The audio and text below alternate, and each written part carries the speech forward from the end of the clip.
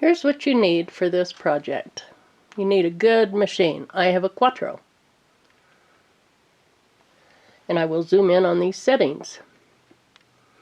Because you need stitch 1-10. That's a zigzag. The settings are width 3.5, length 1.2, tension 3.0. The next thing you need for this project, and it's vitally, critically important to have, is the rope and everything that goes along with it.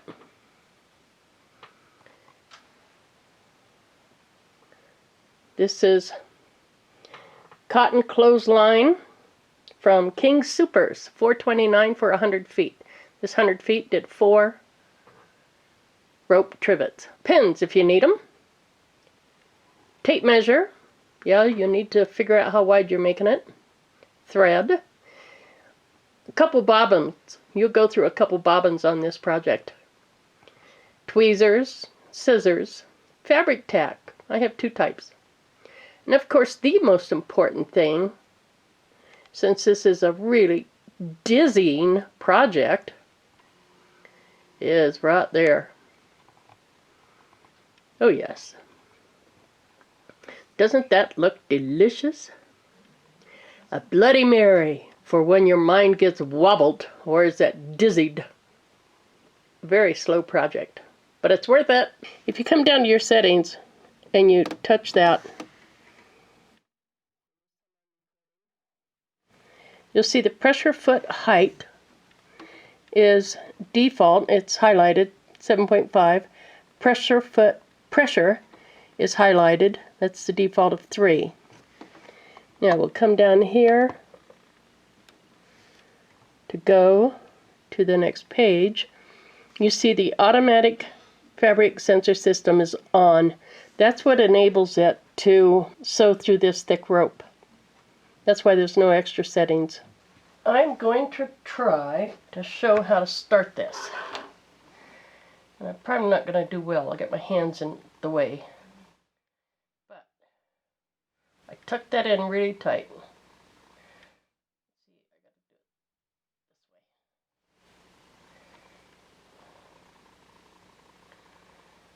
And grab it with your fingernails. You'll see it in a minute.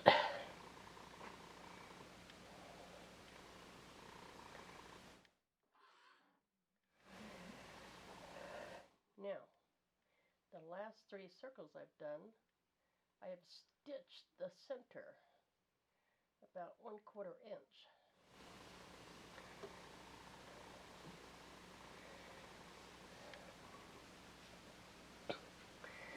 They say make this about 1 inch. Now I'm also flattening that way so it is flat.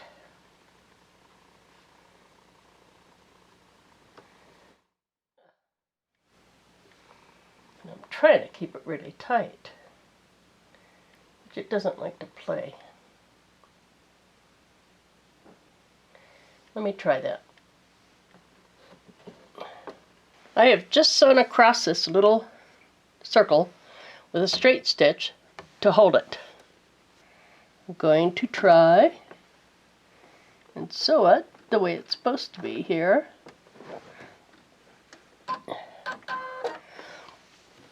Go back to a zigzag. On this, it's width is stitch number 1-10. Width is 3.5. Length is 1.2. And the tension is 3.0. I'm tacking it down.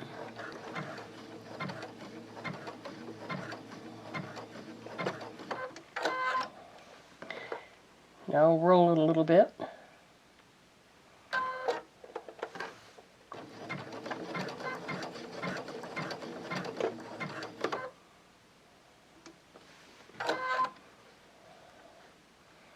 This is not my finest hour.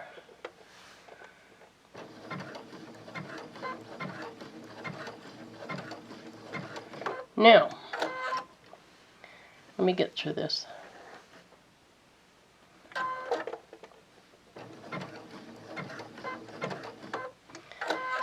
Important thing to remember here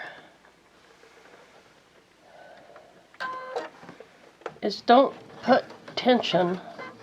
Oops. I gotta go back.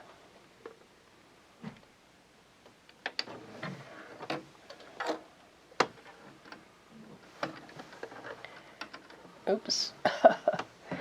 Don't put tension against the needle or it will start skipping threads. Just like you have a bent needle.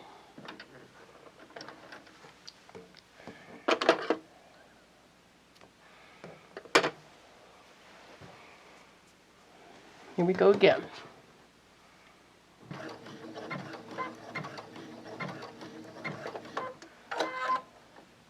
I use my fingernails to spin it around.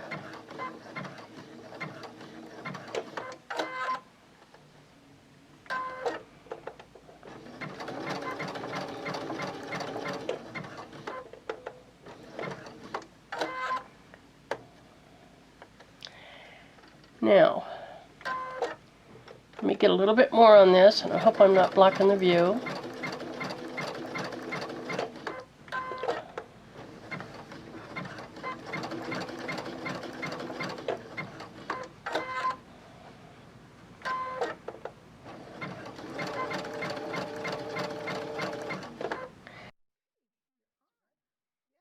Point on sewing this rope is that middle dot on the presser foot. Keep it right there on that line.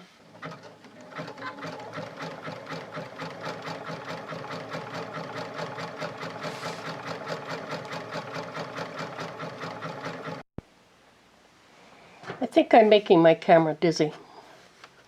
Anyway, here we go. More of the same. I want you to see how I pull this kind of round with my left hand.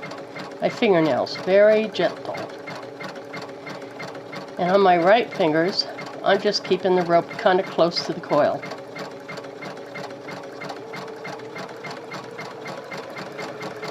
Like a circle in a spiral, like a wheel within a wheel.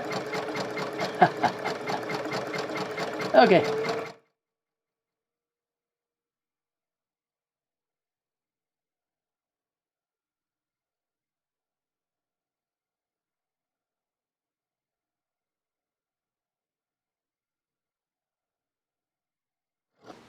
I'm going to finish this one off. Don't know how, but I'm going to do it.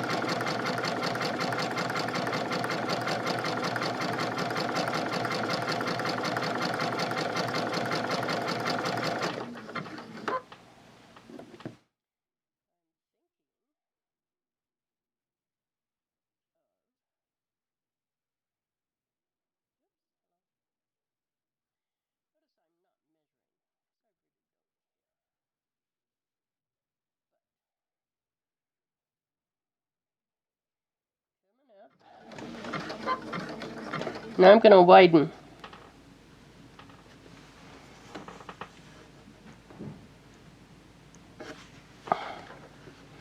Let's see what that looks like.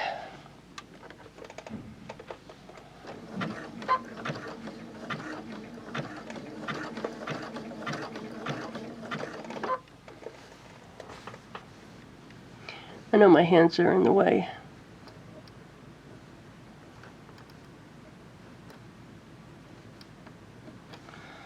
Just trying to stick that down in there and it doesn't want to go. Squeeze it.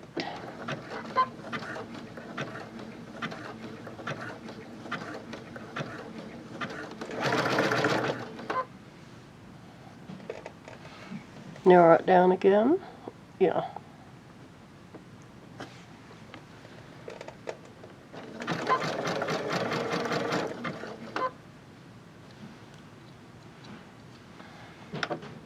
Tie it off.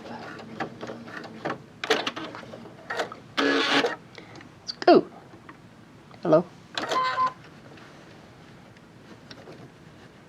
I've got a knee control. This out of a 100-foot roll. Let me widen out.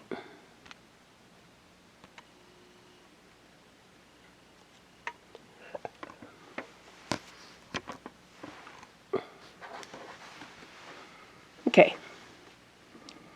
These out of a 100-foot roll. These are 8.5. The big one is 8.5. The little one is, I will measure it.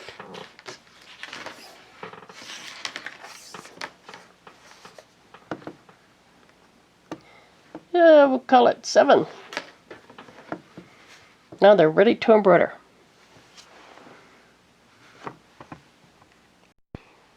I want to share something with you that I know my hand's going to be in the way, but I sewed one of the ropes this morning, the small one.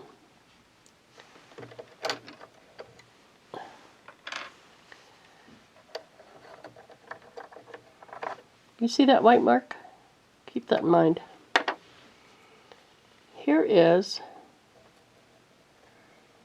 what happens after one rope. Can you see that? And that's just part of it.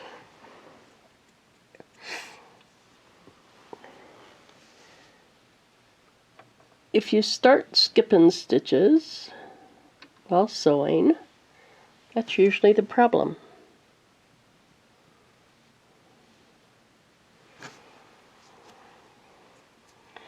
Is dirty bobbin area. Needless to say, this is one of the most looked after spots on my machine. Okay, there's more of it. Now then, to put this back, there's that white knob. Got to get this in the place. And do you see that notch right there? I can't quite see what I'm talking about. Right there. Okay. Pick up the camera. Put it in, and see this point thing? Just put this in, and see the 2 white dots there and there? Just kind of have them lined up, and it just falls in, and make sure it's flat. It's not cockeyed. That's all there is to it.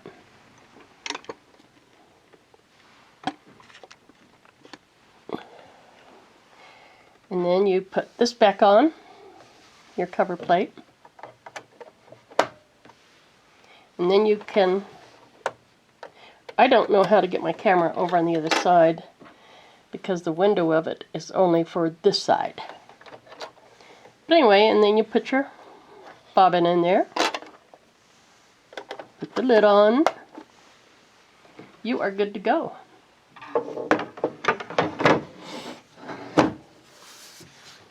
Totally good to go. See that lid that came up at that?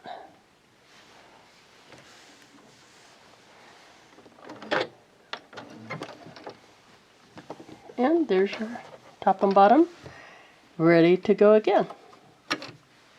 And since I never set this presser foot on these feed dogs, always have scrap. Well, here they are.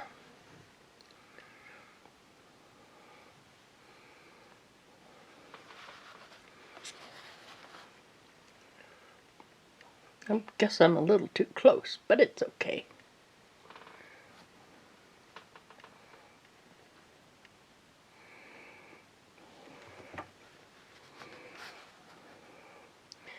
They're all basically the same. You see how I tried to finish them off with the, what do you call it? Sewing. There are those that use hot glue and other glue, and I'm not willing to do that because I am going to embroider on these. And there we have it.